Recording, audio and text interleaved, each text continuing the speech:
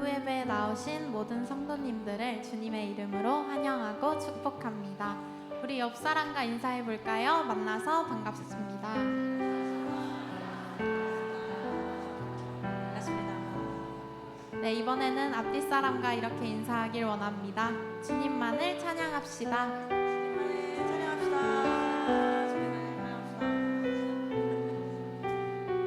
네, 오늘의 예배 가운데 주의 길로 향하는 우리의 모습을 통해 주님의 기쁨 되길 소망합니다. 찬양하겠습니다. 박수 치면서 찬양하겠습니다.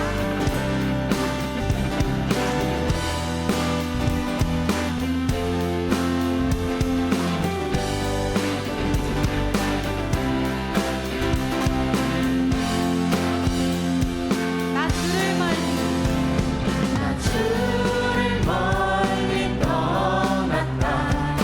이제 옵니다.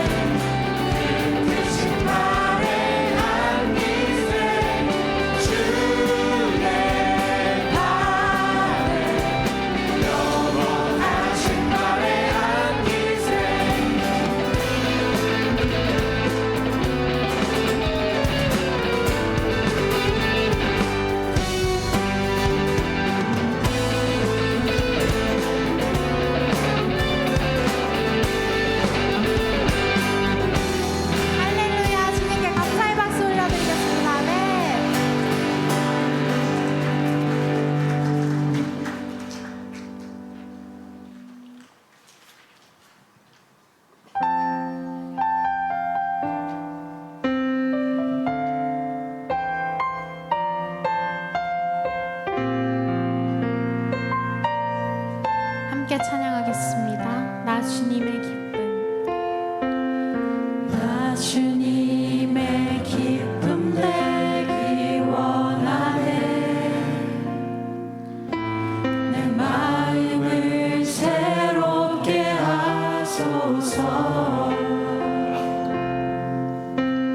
새 부대가 되게 하여 주사. 주님의 빛 비추게 다시 한번 하소서. 찬양하겠습니다. 나 주님의 기쁨 되기. 나 주님의 기쁨 되기 원하네. 내 마음을 새롭게 하소서. 새 부대가 되게 하여 주사. 주님의 빛 비추게 하소서. 내가 원하는 한 가지 주님의 기쁨이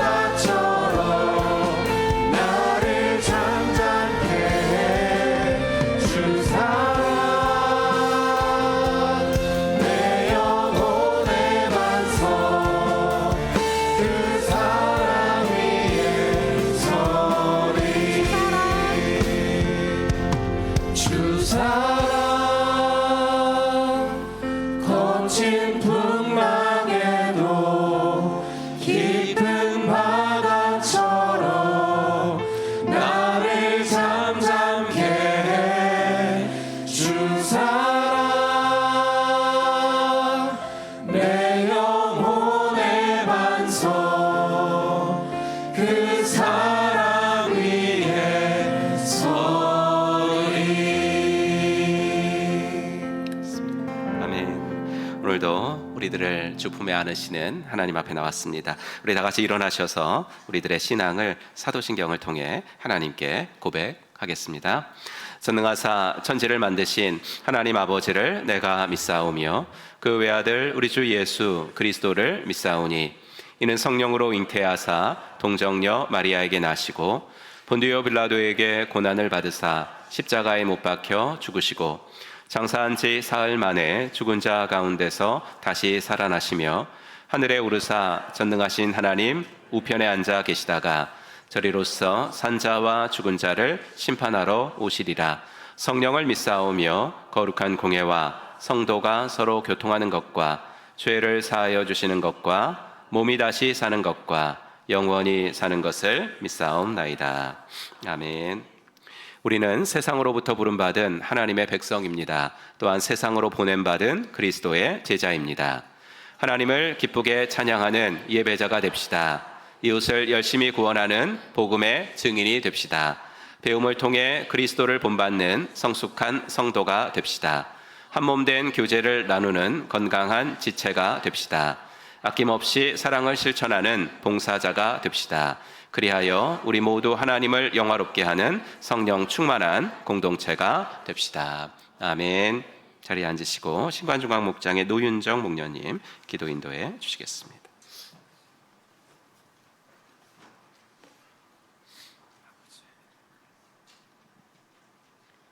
사랑의 하나님 아버지, 분주한 세상 가운데에서도 저희를 주님의 집으로 불러주시고 예배하게 하시니 감사합니다. 아멘.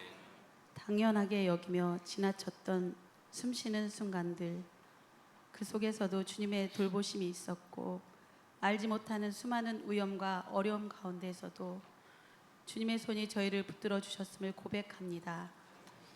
오늘도 살아계신 하나님 앞에 서게 하시니 감사드립니다. 주님, 이 시간 저희 자신을 돌아봅니다. 주님의 음성보다 세상의 소리에 더 귀 기울였고 기도해야 할 자리에서 걱정과 염려를 붙들었습니다. 사랑으로 품어야 할 사람들을 판단하며 바라보았고 믿음으로 맡겨야 할 문제들을 스스로 해결하려 하였습니다. 저희의 부족함을 긍휼히 여겨주시고 성령으로 새롭게 하셔서 하나님을 향한 첫사랑을 회복하게 하옵소서. 아멘. 주님께서 세워주신 교회를 감사합니다. 화려한 모습 때문에가 아니라 주님의 은혜를 경험하는 자리로 사용하여 주심을 감사드립니다. 예배하는 자리마다 주님의 임재가 있게 하시고 섬기는 손길마다 하늘의 기쁨이 넘치게 하옵소서. 아멘. 보이지 않는 곳에서 묵묵히 헌신하시는 이들에게 새 힘을 더하여 주시고 서로를 세워주는 사랑의 공동체가 되게 하옵소서. 아멘. 이번 주에 열리는 선교 기도회 가운데 함께하여 주옵소서. 멀리서 복음을 전하는 선교사님들의 눈물과 기도를 기억하여 주시고 낙심하지 않도록 성령으로 붙들어 주옵소서. 아멘. 복음이 필요한 곳마다 길을 열어주시고 한 영혼이 주님께 돌아오는 기쁨이 곳곳에서 나타나게 하옵소서. 아멘. 다음 주에 있을 청소년 학습, 입교, 세례식도 주님의 은혜 가운데 인도하여 주옵소서. 우리의 다음 세대가 세상의 유행과 가치관을 따라가기보다 말씀 위에 삶을 세우게 하시고 하나님을 아는 지식이 삶의 고백이 되게 하옵소서. 아멘. 여름 성경학교와 수련회를 준비하는 교사들과 봉사자들에게 지혜와 건강을 주시고 준비하는 모든 과정이 믿음을 심는 귀한 시간이 되게 하옵소서. 아멘. 특별히 진행 중인 엣지 통독 201 플랜을 주님께서 기억하여 주시옵시고 축복하여 주옵소서. 아멘. 말씀을 읽는 일이 의무가 아니라 기쁨이 되게 하시고 성경 속 이야기가 오늘을 사랑하는 힘이 되게 하옵소서. 아는 말씀에 머무르지 않게 하시고 말씀을 살아내는 성도들 되게 하시며 날마다 말씀으로 위로받고 새 힘을 얻는 공동체 되게 하옵소서. 오늘 말씀을 전하시는 송근석 담임 목사님을 붙들어 주셔서 준비하신 말씀이 단지 귀로 듣는 설교가 아니라 저의 마음을 흔들고 삶을 변화시키는 주님의 음성이 되게 하옵소서. 병상에 있는 성도들에게는 회복의 은혜를 허락하여 주시고 무거운 짐을 지고 살아가는 가정마다 하늘의 평안으로 함께하여 주옵소서. 눈물로 기도하는 이들에게 위로를 주시고 기다림의 시간을 지나고 있는 이들에게 소망을 더하여 주옵소서. 오늘 드리는 예배를 기쁘게 받아주시고 예배당 안에서 받은 은혜가 예배당 문을 나서는 순간 끝나지 않게 하옵소서. 저의 말과 행동을 통해 그리스도의 향기가 전해지게 하시고 세상 속에서 주님의 사랑을 드러내는 삶을 살게 하옵소서. 이 모든 말씀 우리를 구원하시고 오늘도 살아 역사하시는 예수 그리스도의 이름으로 기도드립니다.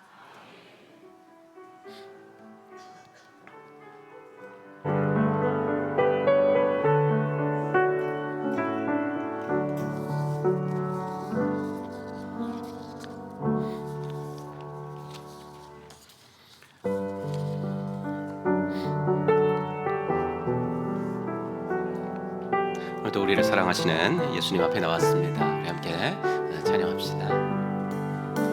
사랑합니다 나의 예수님, 사랑합니다 아주 많이요. 사랑합니다 나의 예수님, 사랑합니다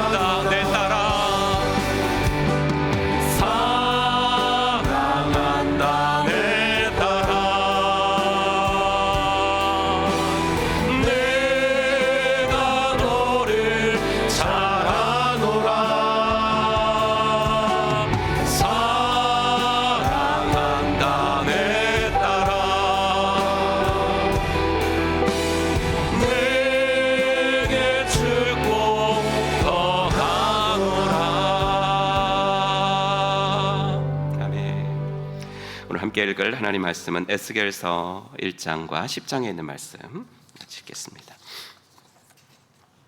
에스겔서 1장과 10장 중에 발췌한 부분만 스크린 보시고 같이 읽겠습니다. 30째 해 넷째 달 초닷새에 내가 그발강가 사로잡힌 자 중에 있을 때에 하늘이 열리며 하나님의 모습이 내게 보이니 여호야긴 왕이 사로잡힌 지 5년 그 달 초닷새라. 갈대아 땅 그발 강가에서 여호와의 말씀이 부시의 아들 제사장 나 에스겔에게 특별히 임하고 여호와의 권능이 내 위에 있으니라. 여호와의 영광이 성전 문지방을 떠나서 그룹들 위에 머무르니 그룹들이 날개를 들고 내 눈 앞에 땅에서 올라가는데 그들이 나갈 때에 바퀴도 그 곁에서 함께 하더라. 그들이 여호와의 전으로 들어가는 동문에 머물고 이스라엘 하나님의 영광이 그 위에 덮였더라. 아멘. 네, 우리 함께 찬양하면서 헌금 봉헌하는 시간 갖도록 하겠습니다. 두 손 들고 함께 찬양합시다.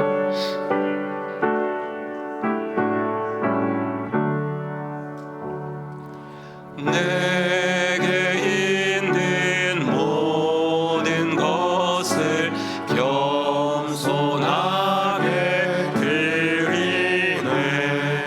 세상 욕심 멀리하니 나를 받아주소서. 주께 드리네. 주께 드리네. 사랑하는 구주 앞에 모두 드리네. 오늘도 이문수 목자님 초원에 속한 15명의 VIP들 우리 이름을 불러가면서 이들의 구원을 위해서 함께 중보하게 기도하겠습니다. 하나님 아버지, 주님의 은혜와 사랑 감사합니다. 오늘도 말씀을 듣기 전에 먼저 VIP들을 위해서 중보기도 드립니다. 에콰도르 목장의 임성구, 이미정, 김미애님, 조현아, 박용선님을 기억하시고 태국 치앙라이 목장의 안인숙, 이원구, 이원성님, 이정옥, 최은정님을 기억하여 주옵소서. 브라질 목장의 김정옥, 조가, 김율현님, 이윤석, 최근님을 기억하여 주시옵소서. 하나님, 우리가 이들을 위해 기도하는 동안에 이들을 섬길 기회가 열어지게 해주셔서 여기저기서 자주 만날 수 있도록 하나님 도와주십시오. 하나님, 우리가 이들을 찾아가 섬길 때 우리 눈을 열어주사 그들의 필요가 잘 보이게 해 주옵소서. 육신의 필요뿐만 아니라 영적인 필요도 잘 보일 수 있도록 도와주시고 그들의 마음이 열리어 기독교와 교회, 하나님과 신자들에 대한 편견과 오해와 선입견이 사라지게 해주시고 이들을 붙들고 있는 어둠의 영이, 이들의 눈을 가리고 있는 어둠의 수건이 예수의 이름으로 떠나가게 하여 주시옵소서. 하나님, 이들이 우리를 만날수록 좋아하게 해주셔서 목장 초대에 응하게 하시고 나도 믿어볼까 하는 마음이 생길 수 있도록 하나님께서 은혜를 베풀어 주셔서 우리 목장이 아버지 하나님이여 영혼의 전초기지로서 사용되도록 인도하여 주시옵소서. 하나님 아버지, 주님의 은혜와 사랑을 감사합니다.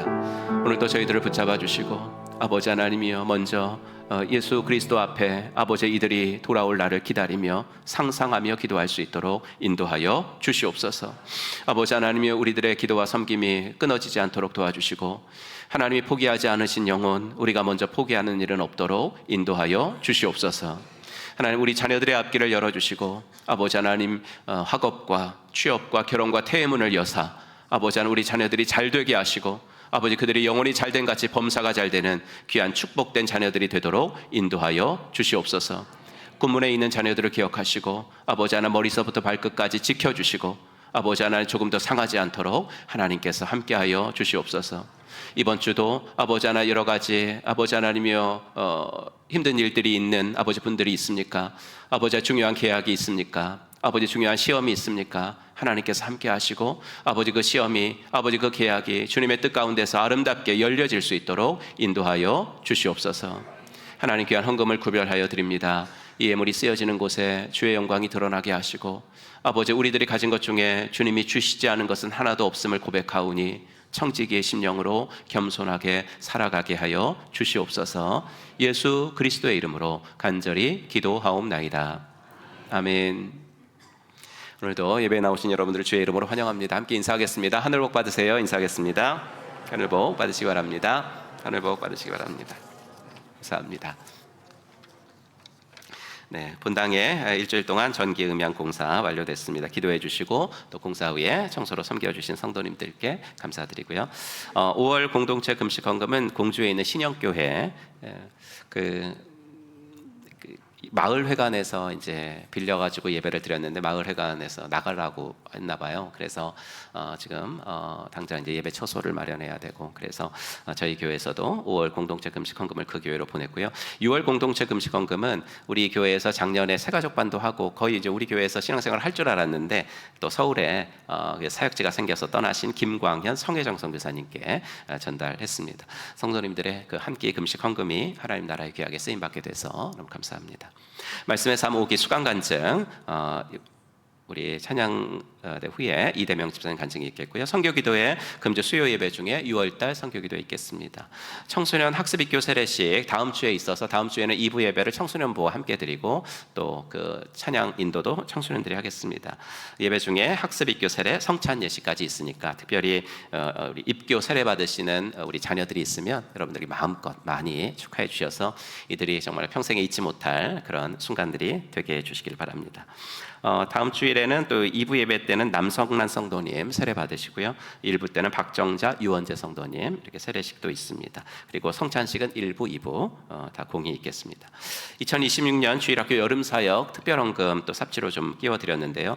유초등부부터 유아부, 유초등부, 싱글초원까지 이번 여름사역도 잘 감당할 수 있도록 우리가 매년 하는 거니까 여러분 특별헌금 해주시면 우리 자녀들이 믿음 안에서 한 단계 성장하는 일에 또 많은 도움이 될 것 같습니다.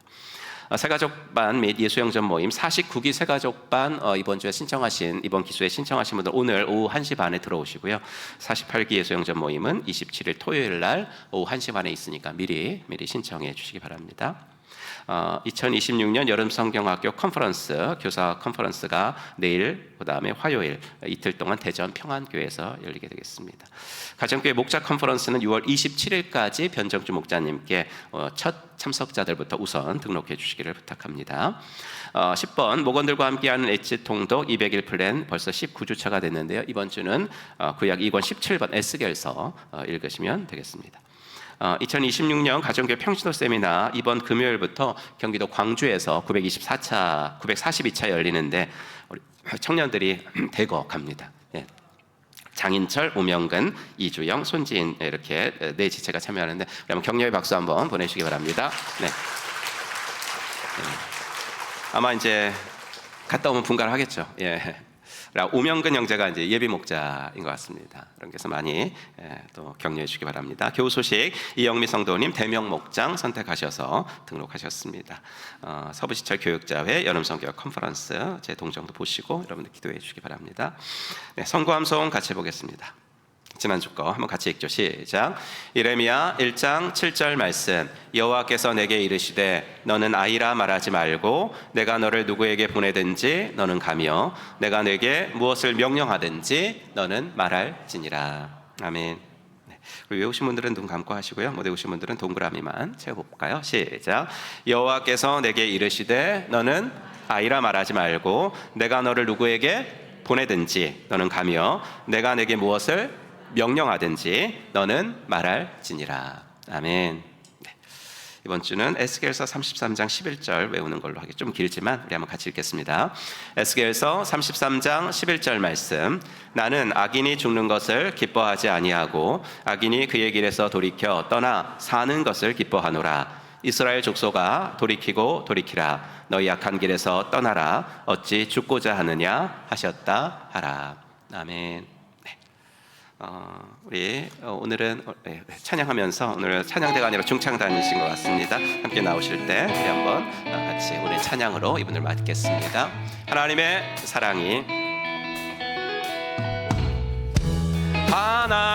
사랑이 당신의 삶 가운데 가득하기를 축복합니다.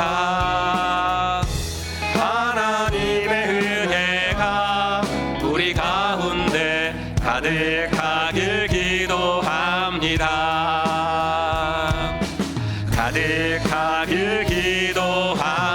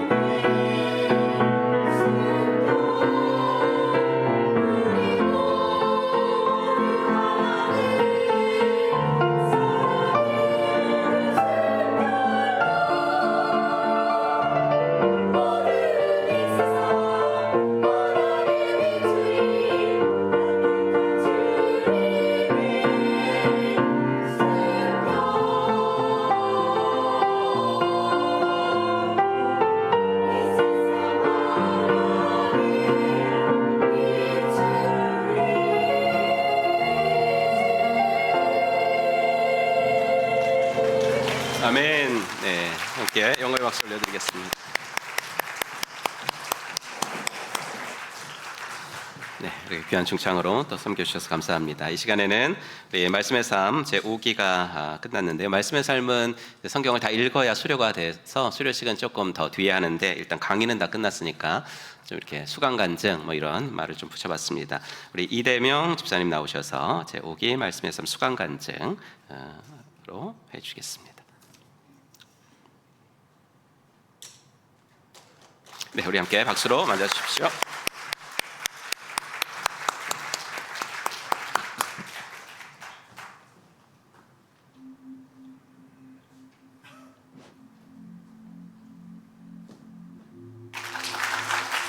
네, 안녕하십니까. 저는 제5기 말씀의 삶을 수강한 볼리비아 목장의 이대명 집사입니다.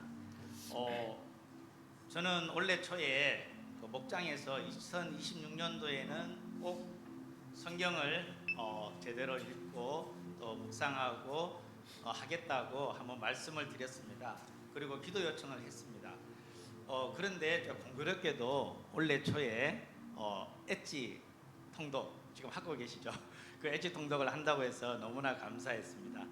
그리고 또 이번에 이제 말씀의 삶을 우리 또 전종원 집사가 또 신청을 한다 하더라고요. 그래서 제가 또 껍딱지니까 따라서 신청을 했습니다.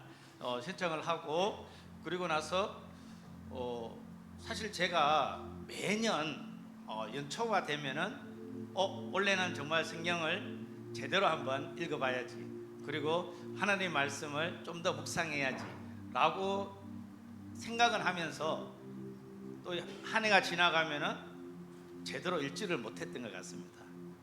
그런데 올해도 또 이렇게 막상 이렇게 또 이렇게 수강은 했지만은 성경 말씀을 통독하는데 미적미적하니까 또 집사람이 또 야단을 많이 쳤어요. 그래 게을러서 어떻게 수료하겠냐고. 그런 와중에 그저께 밤에 뜬금없이 우리 박희랑 목사님께서 카톡을 주셨어요. 소감문을 발표할 수 있냐고. 그래서 이게 웬일이지? 하나님이 저를 채찍질 하시나?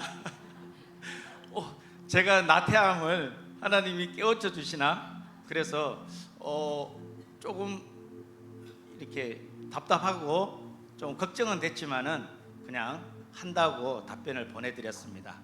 그리고 이제 급하게 준비를 하려는데 소감문이라고 말씀을 하셔가지고 소감문이 도대체 뭔가, 간증문과 뭔가 다른가 좀 곰곰이 생각을 해봤습니다. 그래서 소감문이라 그러면은 수강을 하고 심플하게 그리고 아주 간단하게 뭐 답변을 드리면 되겠다라고 생각해서 이렇게 한번 생각해봤습니다. 좋았습니다. 참 좋았습니다. 감사합니다. 이렇게 끝내려고 그랬어요. 근데 이렇게 끝나면 너무 짧잖아요. 그래서 뭐가 좋았는지 뭐가 감사했는지를 한번 말씀을 드려야 될 것 같아서 제가 또 이렇게 한번 말씀을 드려보겠습니다.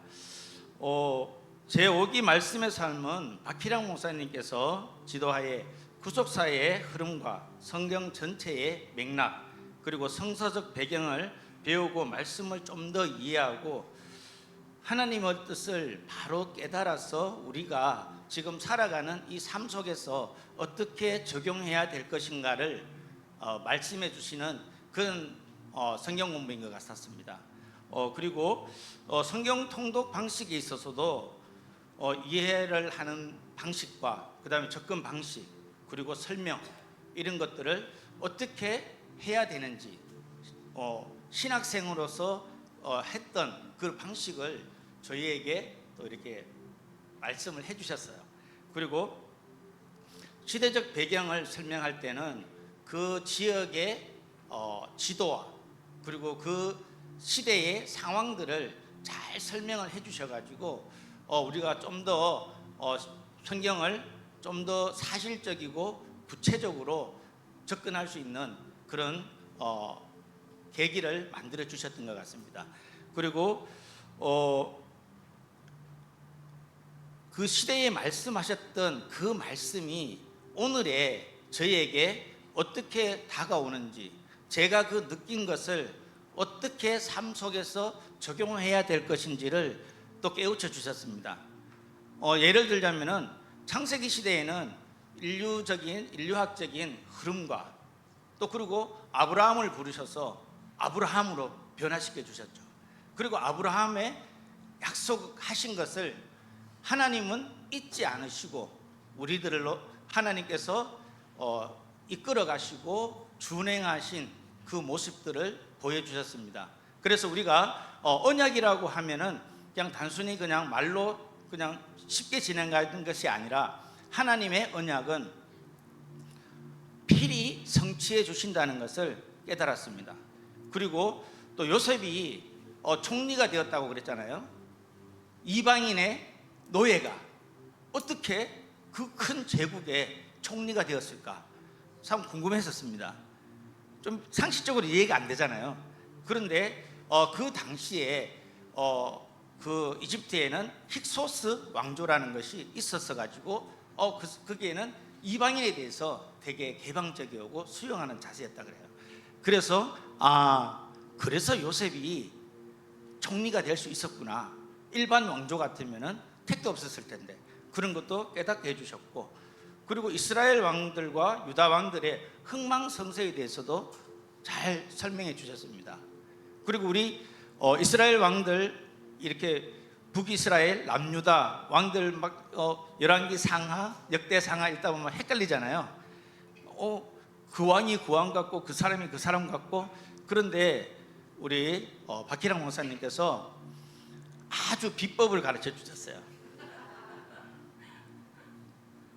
그 노하우가 어떤 노하우냐면은 신학생 때 본인이 정말 고민해서 만들어내는 시각적 시청각 자료를 딱 올려주시고 왕들에 대해서 설명해 주시고 그 왕들의 순서까지도 어떻게 하면 잘 외울 수 있는지, 뭐 김이라 그랬다가 뭐 파래라 그랬다가 뭐 이상한 말로 해가면서 해주셨는데, 제가 그걸 지금 여기서 다 말씀드리면은 500원 주셔야죠. 여기서 다 말씀드리는 거는 제가 박희랑 목사님에 대한 월권인 것 같아서 직접 수강을 하시는 게 훨씬 더 좋으실 것 같습니다.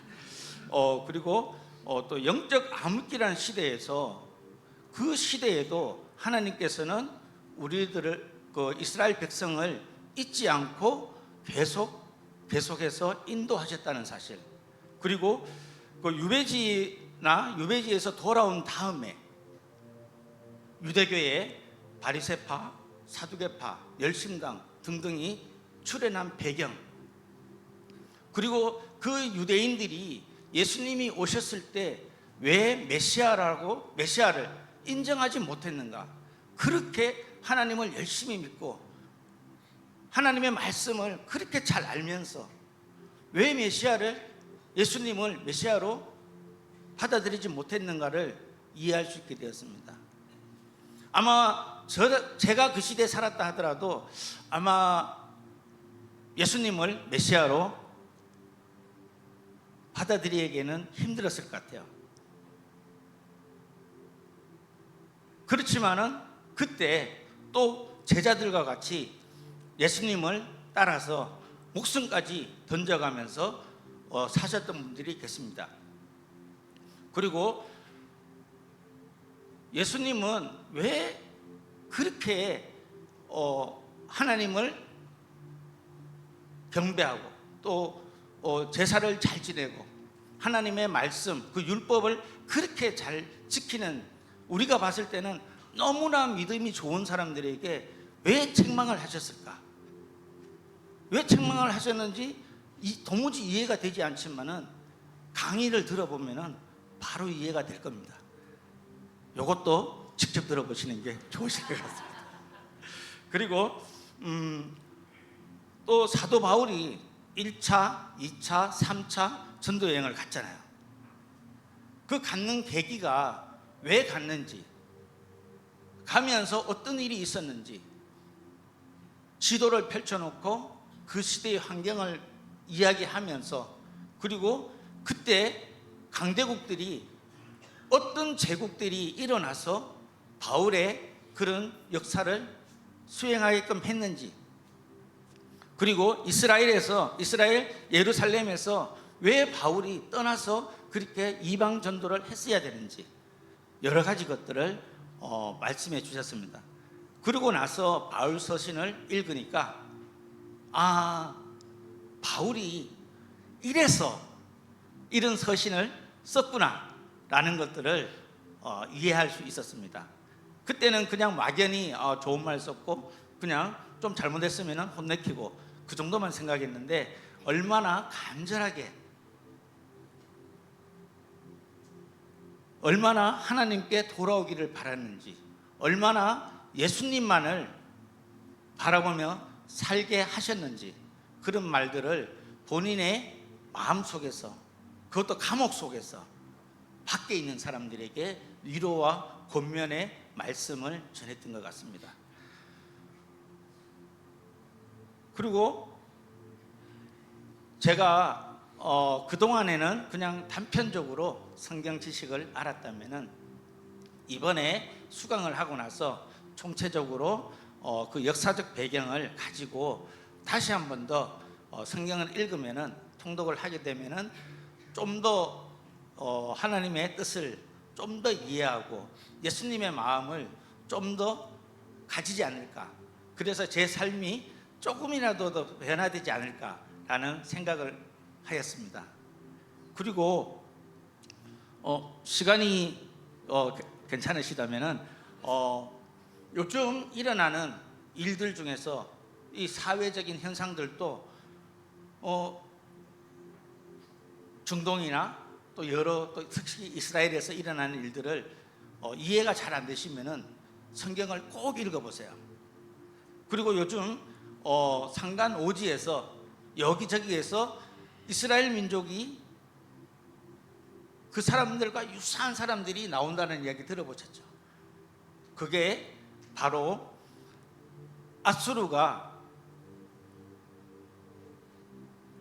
북이스라엘을 멸망시키고 그 사람들을 이민 정책으로 여기저기 흩었기 때문에 이스라엘 땅에 그 사람들은 하나도 남지 못하고 다 떠나서 자기들이 살았던 그런 것들도 지금에 나타나는 현상들이 구약시대에 벌써 이루어졌던 것들이 지금 나타나는 것 같아요.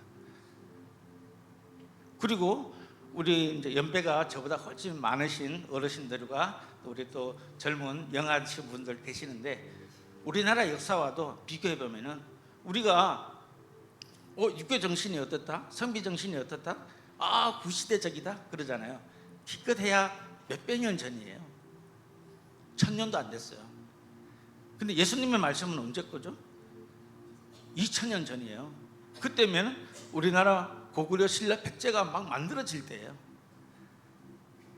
그래서 그런 것들을 비교해 가면서 성경을 읽으면 너무너무 재밌고 좋을 것 같아요. 그리고 우리 민족의 정체성도 간직하면서 하나님의 뜻도 받들이고 예수님의 마음도 우리가 품고 삶에서 정말 예수님의 향기가 나는 그런 삶을 살 수 있지 않을까라는 생각을 하였습니다. 끝으로 박희랑 목사님께서 많은 것을 가르쳐 주시고 알려주시고 쉽게 설명해 주셔서 너무 감사드립니다. 아직 말씀의 삶을 수강하지 않으신 성도님들 계시면은 꼭 말씀의 삶을 수강하시도록 관건해 드립니다. 그리고 함께한 오기 우리 동기분들과 그리고 간식과 행정으로 또 애써주신 우리 또 전종원 집사님께 또 감사 말씀을 드리고 아마 수강을 하시면은 박희랑 목사님의 새로운 그런 모습들을 또 발견할 수 있을 것이라고 생각됩니다. 지금까지 저의 소감문을 마치도록 하겠습니다. 경청해 주셔서 감사합니다. 네. 감사합니다. 이번 주에 우리가 읽을 성경이 이제 에스겔서입니다. 모든 지식을 이제 과거에는 다 책에서 읽었는데 이제 책에서 정보를 얻는 사람이 몇 명이나 있을지 잘 모르겠습니다. 작년 조사에 따르면 우리나라 성인 1년 평균 독서량이 2.4권이었거든요. 재작년에, 그러니까 2023년에는 3.9권이었는데 1년 사이에 1.5권이 감소했어요. 그럼 그 1년은 무슨 1년이냐면 AI 이용자가 폭증했던 1년이에요. 그래서 AI 이용자는 하루가 다르게 늘어난 반면에 우리들의 독서량은 사상 최대로 지금 낮아졌습니다. 이렇게 책 읽기를 힘들어하는 현대인들에게 성경책은 더 높은 장벽이죠. 그 성경 중에서 특별히 에스겔서 같은 건 이 책에 상당히 이제 그 환상들이 많이 나오고, 그리고 그 에스겔이 경험한 것들이 많이 나오는데 되게 비상식적인 게 많이 나와요. 그래서 에스겔서가 어렵다라고 하는 것은 충분히 좀 이해가 됩니다. 하지만 오늘 함께 생각하며 은혜 받을 내용들을 통해서 에스겔서가 왜 이렇게 기록될 수밖에 없었는지, 그리고 우리 삶에 어떠한 그 적용점이 있는지를 좀 함께 나누려고 합니다. 지난 주간에 예레미야서를 읽었는데 예레미야의 집안이 이제 제사장 집안이었다는 거 말씀드렸죠. 에스겔도 마찬가지예요. 3절 보시면 주님께서 바빌로니아 땅의 그발 강가에서 부시의 아들인 나 에스겔 뭐예요? 제사장. 그렇죠. 둘 다 제사장 집안 출신인데 뭐가 다르냐면 예레미야는 이제 그 몰락한 제사장 집안 출신이고요. 예레미야는 아주 잘 나가는 제사장 집안 출신, 예루살렘 그 수도 출신이에요. 8장 1절도 보시면 제6년 6째 달 5일에 나는 집에 앉아있고 유다 장로들이 내 앞에 와요. 그러니까 장로들이 에스겔한테 뭐 상의할 게 있다고 온 거예요. 그만큼 이 집안은 예루살렘에서 되게 유력한 집안이었던 것 같아요. 두 사람이 또 하나 다른 것이 있는데 사역한 장소가 좀 달라요. 이걸 말씀드리기 위해서는 유다가 망하게 되는 과정을 조금 설명을 해드려야 될 것 같아요. 지난주 예레미야의 사역 시기를 말씀드렸을 때 요시야부터 마지막 왕 시드기야까지 사역했다 그랬죠. 에스겔도 겹칩니다. 겹쳐요.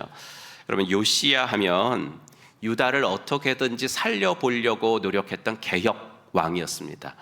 하지만 안타깝게 전사하죠. 그래서 아버지의 뒤를 이어가지고 여호야김이 왕이 되는데 이 여호야김 이 아들은 애굽이 그냥 앉혀놓은 왕이에요. 그렇기 때문에 애굽한테 잘 보이려고 이 사람이 무모하게 바벨론한테 반기를 들어요. 그들은 그 바벨론이 가만히 있겠습니까? 느부갓네살이 쳐들어와서 예루살렘 포위하죠. 이때가 주전 597년이에요. 그러니까 예루살렘이 멸망하기 한 딱 10년 전이거든요. 이 침공 직전인지 직후인지는 분명하지 않지만 여호야김은 죽고 그 아들 여호야긴이 왕이 되죠. 여호야긴은 머리가 좋은 사람이에요. 상황 파악이 빨라가지고 바로 바벨론에게 항복을 합니다. 하지만 때는 늦었어요. 바벨론의 약탈을 피할 수가 없었습니다. 느부갓네살은 다 뺏어갔어요. 그 기록이 열왕기 하에 나와요. 느부갓네살은 주님의 성전 안에 있는 보물과 왕궁 안에 있는 보물들을 모두 탈취하여 갔다. 더욱이 그는 예루살렘의 모든 주민과 관리와 용사 10,000명뿐만 아니라 모든 기술자와 대장장이, 그러니까 조금 기술자들 그리고 엘리트들을 다 잡아간 거예요. 그 땅에는 아주 가난한 사람들 말고는 하나도 남지 않았다. 뭐 이런 얘기가 나오죠. 이때 이제 예루살렘의 유력한 제사장 가문에 속해 있었기 때문에 에스겔이 엘리트였기 때문에 에스겔 집안이 그때 사로잡혀 유배를 가게 되는데 이때가 소위 말하는 1차 바벨론 포로입니다. 바벨론 포로는 3차까지 진행이 되는데 1차. 그렇게 포로로 잡혀간 사람들이 바벨론 땅 그발 강가에 있는 델아빕이라는 곳에 정착을 하며 살게 돼요. 3장에 나오는데 이에 내가 델아빕에 이르러 그 사로잡힌 백성 곧 그발 강가에 거주하는 사람들에게 나아가서 이렇게 나오죠. 아마 이제 델아빕은 바벨론 땅 한 구석진 땅이었을 거예요. 뭐 그 사람들 살지도 않는 그런 땅, 폐허. 유배민들은 이제 거기다 이렇게 너희들 정착하고 살아 거기서 이렇게 해가지고 그 땅을 일구며 하루하루 생존하게 되죠. 델아빕에 정착해서 산 지가 5년이 지났습니다. 그러니까 주전 597년에 유배를 와서 햇수로 5년 지났으니까 593년이 되죠. 그때 하나님의 말씀이 에스겔에게 임합니다. 이게 이제 에스겔서가 처음 시작하는 첫 구절이에요. 다시 보시면 여호야긴 왕이 포로로 잡혀온 지 5년째가 되는 그달 5일에 주님께서 나에게 특별히 말씀하셨다. 이제 이 얘기가 나오는 겁니다. 그렇게 이제 주전 593년의 예언자로 부름을 받은 에스겔이 주전 571년까지, 그러니까 따져보면 22년 동안 사역을 합니다. 여기서 이제 여러분께 여쭙게요. 어디서 사역을 했어요? 바벨론에서. 이게 아까 말씀드린 대로 예레미야하고 에스겔하고 다르다는 거예요. 사역 장소가. 예레미야는 예루살렘의 멸망, 그 조국이 무너지는 현장을 다 지켜봤어요. 본토에서. 그러니까 눈물이 안 흐를 수가 없었죠. 그러니까 눈물의 선지자예요. 근데 에스겔은 예루살렘이 완전히 멸망하기 10년 전에 먼저 포로로 갔어요. 그러니까 예루살렘이 조국이 멸망한다는 것은 그 사람은 눈으로 못 보고 뭘로 들어요? 귀로만 계속 들은 거죠. 고향의 멸망 소식을 들으면서 유대민들을 대상으로 하나님의 말씀을 외친 사람. 이게 이제 예레미야랑 에스겔이랑 좀 다른 점이에요.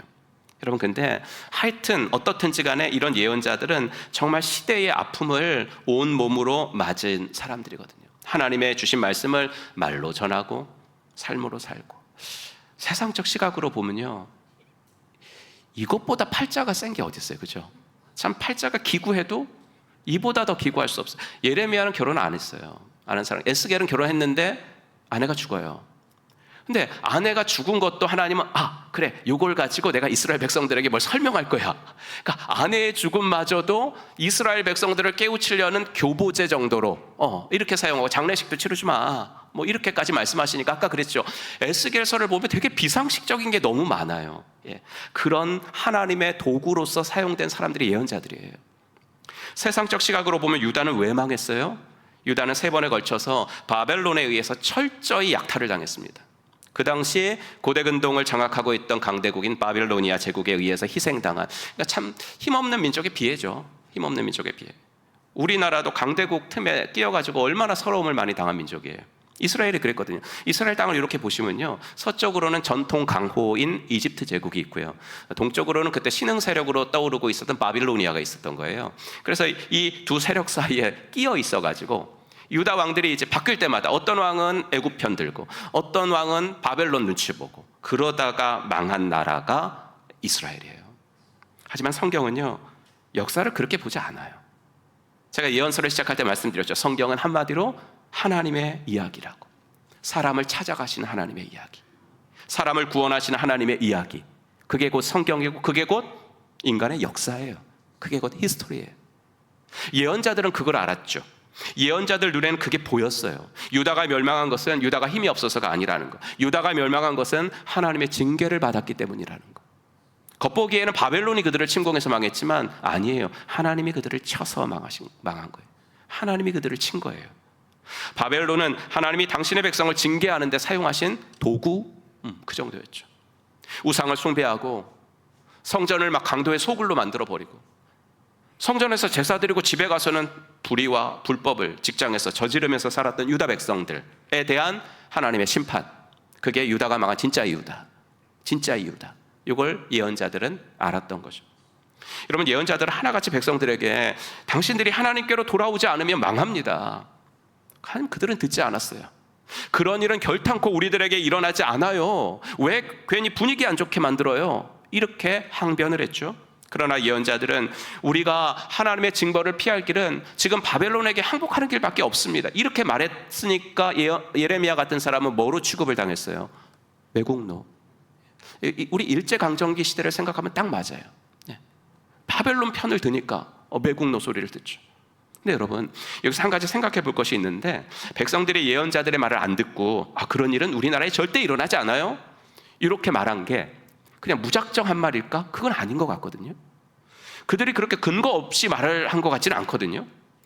그럼 그들이 그렇게 우긴 근거가 뭘까요? 우리는 절대 안전할 거예요, 우리 민족은. 이걸 이렇게 그렇게 말할 수 있는 근거가 있을 거 아니에요? 그들이 가져왔던 근거가 3가지예요. 뭐냐면 다윗 언약, 선민사상, 성전신학. 되게 유명한 거예요, 3가지. 그래서 첫째 뭐냐면 다윗 언약. 하나님과 우리 조상과 맺은, 다윗과 맺은 언약이 있는데 우리가 어떻게 망해? 라는 거죠, 다윗 언약. 그 다음에 선민. 우리는 선택받은 아브라함의 후손인데 선택받은 우리가 어떻게 이방 땅에 사로잡혀가? 말도 안 돼. 성전신학. 성전은 하나님의 집인데 여기 하나님이 사시는데 어떻게 이 건물이 파괴가 돼?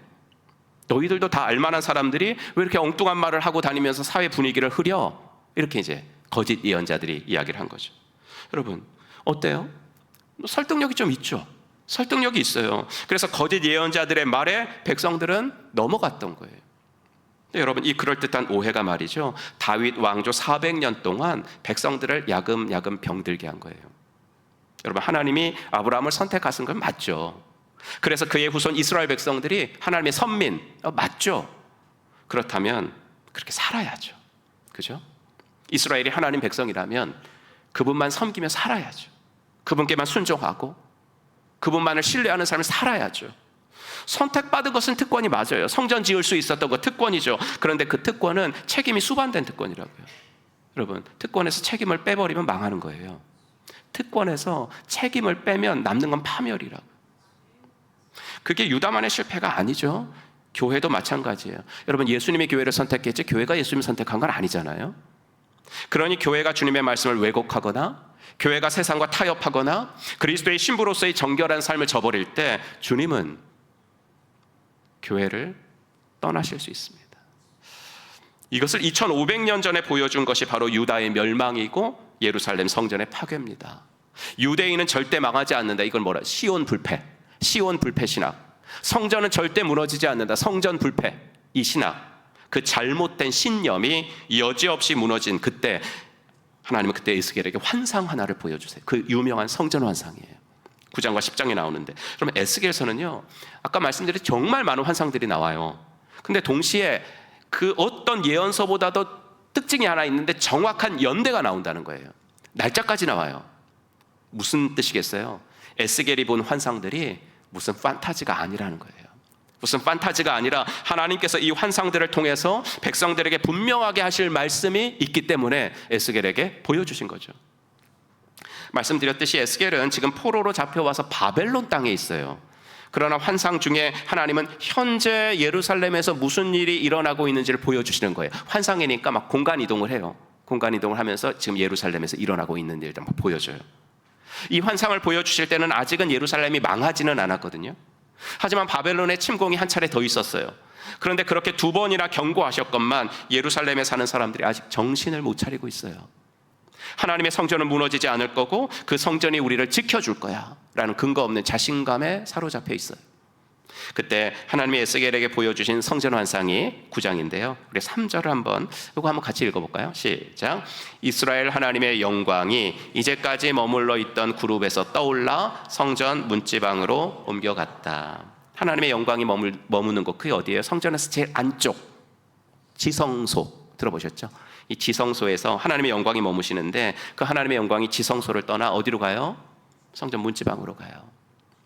탐욕과 불법으로 더러워진 성전에 하나님이 더 이상 계시기가 힘드셨나 봐요. 나는 여기서 너희들이 드리는 그 마음에도 없는 예배 더 이상 받기가 힘들다. 하나님 거룩하신 분이시잖아요. 그래서 하나님은 죄와 함께 거하실 수 없어요. 그래서 지성소를 떠나가지고 성전 문지방으로 옮겨가세요. 그런데 하나님은 이제 좀 더 떠나셔가지고 성전 문지방에서 이제는 아예 문으로, 동문으로 이동하시죠. 에스겔 10장, 여호와의 영광이 성전 문지방을 떠나서 여호와의 전으로 들어가는 동문에 머물고 점점 성전 중심에서 멀어지죠. 지성소에서 성전 문지방으로, 성전 문지방에서 성전에 들어가는 동문으로. 그러던 하나님이 급기야는 성전에 나가세요. 나가셔서 성읍 쪽으로 가세요. 성읍 쪽으로. 11장, 여호와의 영광이 성읍 가운데에서부터 올라가 성읍 동쪽 산에, 이제 성읍 동쪽 산에 머무르시고, 하나님은 하나님을 만나야 할 성전이 강도의 소굴이 된 것을 견딜 수 없으셔서 스스로 성전을 떠나시고 계세요. 그럼 강도의 소굴이라는 말 들어보셨죠? 강도의 굴, 이거 누가 한 말이에요? 예수님이 성전에서 장사하는 사람들 쫓아내면서 하신 말씀이죠. 그래서 우리는 예수님이 먼저 하신 말씀인 줄 아는데 예수님이 하신 말씀이 아니고 예레미야가 한 말이에요. 예레미야가 한 말을 예수님이 인용을 하셨겠죠. 예레미야 7장 11절 한번 같이 읽어볼까요? 시작. 내 이름으로 불리는 이 성전이 너희의 눈에는 도둑들이 숨는 곳으로 보이느냐? 여기에서 벌어진 온갖 악을 나도 똑똑히 다 보았다. 나 주의 말이다. 이게 무슨 말이냐면 도둑들이 막 물건을 훔치고요, 강도가 막 사람 죽여요. 그럼 도망치는 거예요. 그래서 막 추격자들을 피해서 딱 보면 동굴이 있어. 그리고 자신들이 생각하기에 안전한 곳에 있는 거야. 거기 숨는 거예요. 당시 유대인들이 이랬다고요. 그러니까 일상에서는 이웃을 억압해요. 일상에서는 직장에서 크리스찬이라 그러면서 유대인들이 그러면 막 사기도 쳐요. 우상 숭배하고. 그렇게 살고는 안식일엔 성전에 오는 거예요. 성전에 들어와서 제사 드린 후에 제사 드렸으니까 하나님 날 용서해 주셨어. 우린 구원받았어. 안전해. 그러면서 안심했다는 거예요. 이게 강도의 소굴. 일상에서는 전혀 하나님과 상관없이 살다가 성전 안으로 들어와서 제사만 드리면 죄를 용서받고 안전할 것이라고 착각하면서 성전을 어떻게 해요? 종교적 도피처럼 하나님이 원하시는 건 제사가 아닌데 그 제사 한 번 드렸다고 우리는 완전하다고. 여러분 기억하세요. 하나님이 원하시는 건 예배가 아니에요. 예배 드리지 말라는 말도 아니고요, 예배가 중요하지 않다는 말도 아니고요, 예배보다 앞서야 될 것이 있다고요.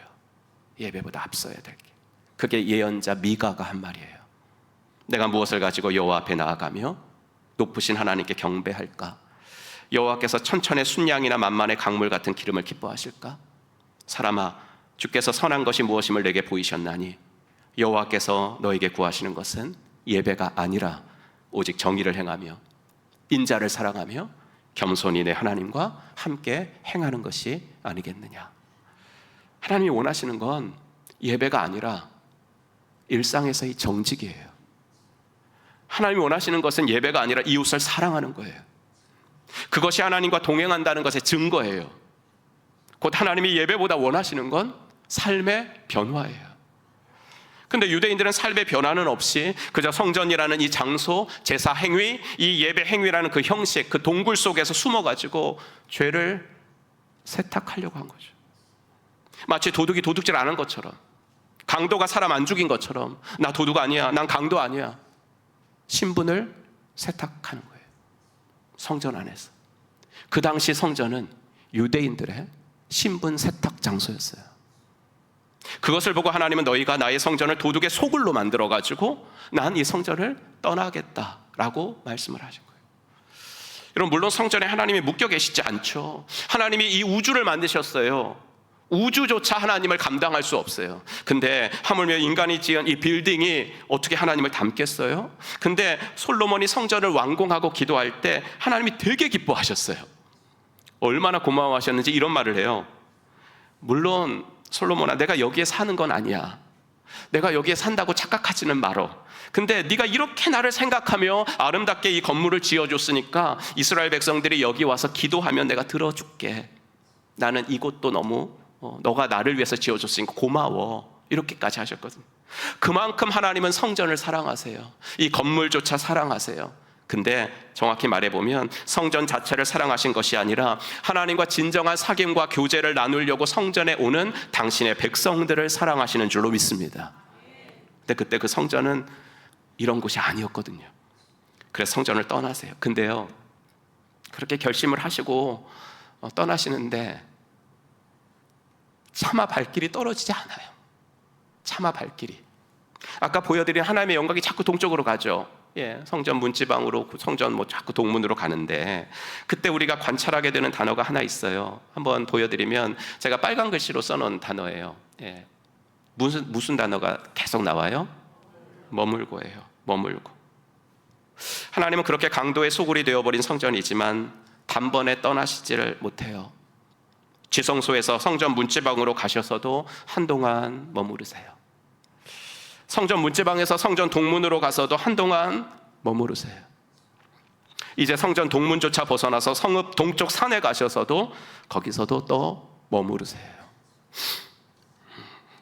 떠나긴 떠나시는데 그 걸음이 느려요. 천천히 머뭇거리세요.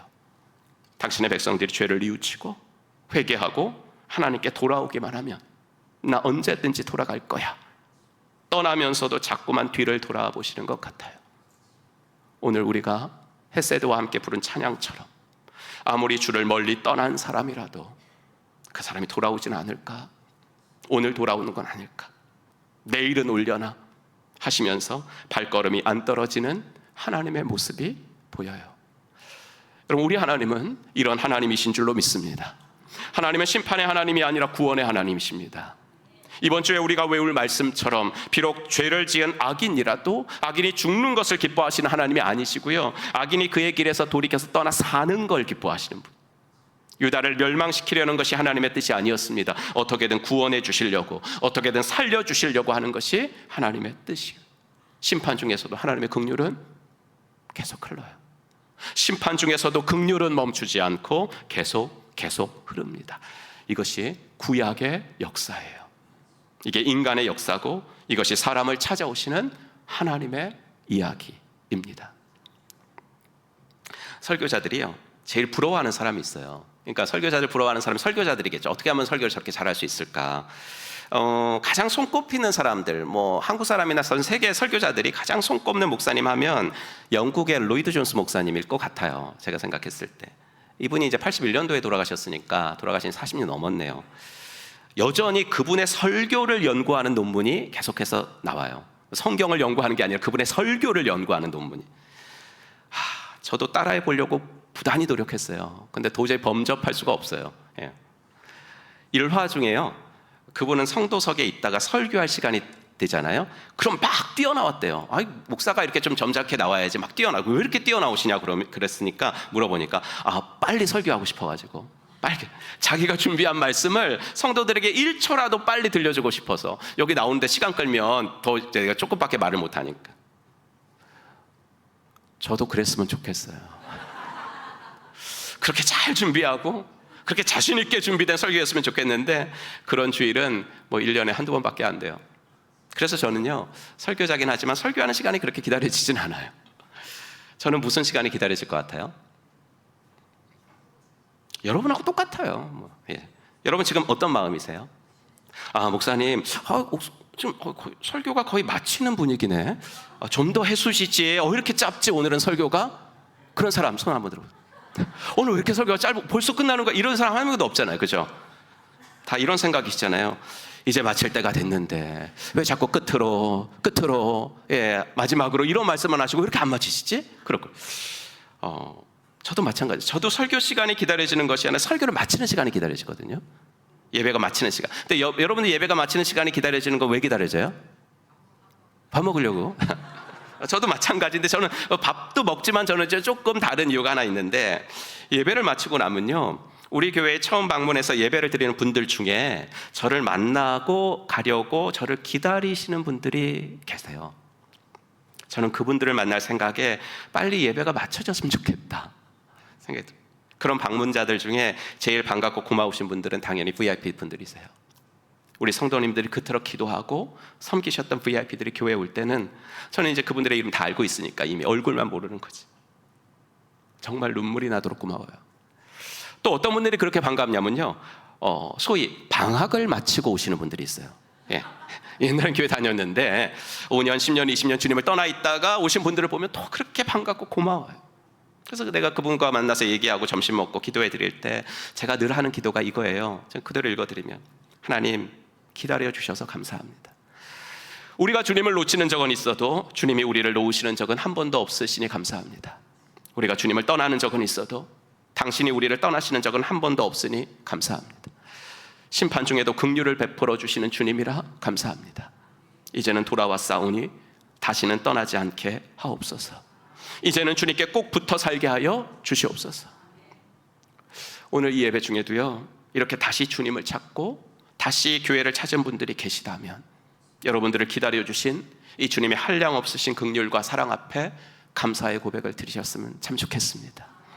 또한 교회를 떠나지는 않았으나 나의 신앙생활이 유다 백성들의 종교생활처럼 돼서 영적으로 무뎌져 있다고 생각하는 분들이 자기는 잘 아니까 있나요?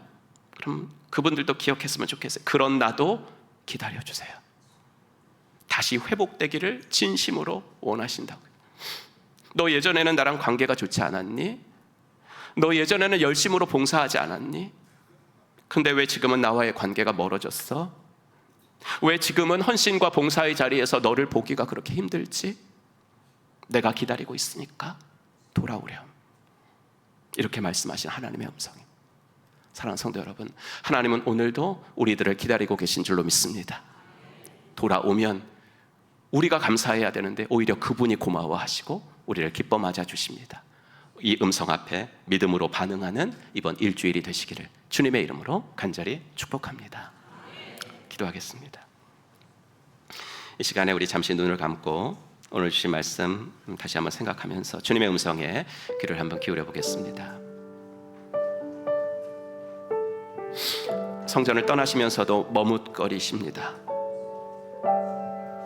내가 돌아와 주기를 애타게 기다리십니다. 우리와 매일매일 함께 걷기를 원하십니다.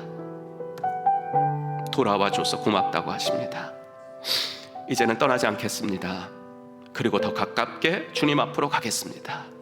이렇게 한번 결단해 보시고, 또한 하나님은 이 건물에서 드리는 한 시간의 예배보다도 이 건물을 떠나면서 시작되는 삶의 자리에서 우리가 사랑하며 살고 정직하게 살고 용서하며 살기를 원하시거든요. 내가 사랑하고 용서할 사람이 누군지 생각나게 하시면 하나님 그렇게 해볼게요. 힘들더라도 그렇게 한번 해볼게요. 작은 것 하나라도 결단했으면 좋겠습니다. 이 시간 잠시 침묵 가운데 주님의 음성에 귀를 기울여 봅시다.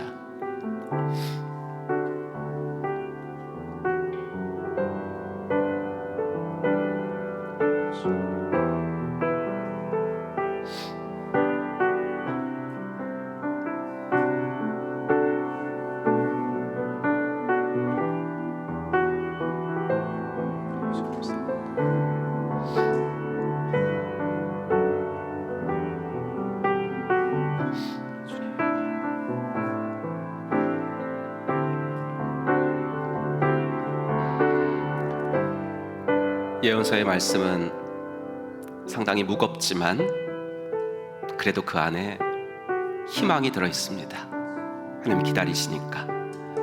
여러분, 이 시간에 우리를 기다려 주시는 하나님 아버지 앞에 감사의 기도, 내 소리가 여러분들 귀에 들릴 정도로는 좀 소리를 내서 오늘 주신 말씀 붙잡고 한번 통성으로 기도하는 시간 갖겠습니다. 하나님 아버지, 주님의 은혜와 사랑 감사합니다. 오늘도 저희들을 붙잡아 주시니 감사합니다. 내가 돌아와 주기를 애타게 기다리신 하나님, 우리와 매일매일 함께 걷기를 원하신 하나님, 성전 떠나시면서도 머뭇거리셨던 나의 주님, 이제는 당신을 떠나지 않겠습니다. 불러주신 하나님 아버지 앞에 붙어 있겠습니다. 더 가깝게 당신 앞에 나아가겠습니다. 하나님, 은혜를 더하시옵소서. 삶의 자리에서 아버지 하나님, 이 성전을 떠나면서 시작되는 삶의 예배에서 성공할 수 있도록 하나님 도와주시옵소서. 사랑하며 살게 하시고 정직하게 살게 하시고 용서하며 살 수 있도록 하나님 은혜를 더해 주시옵소서. 주님의 은혜,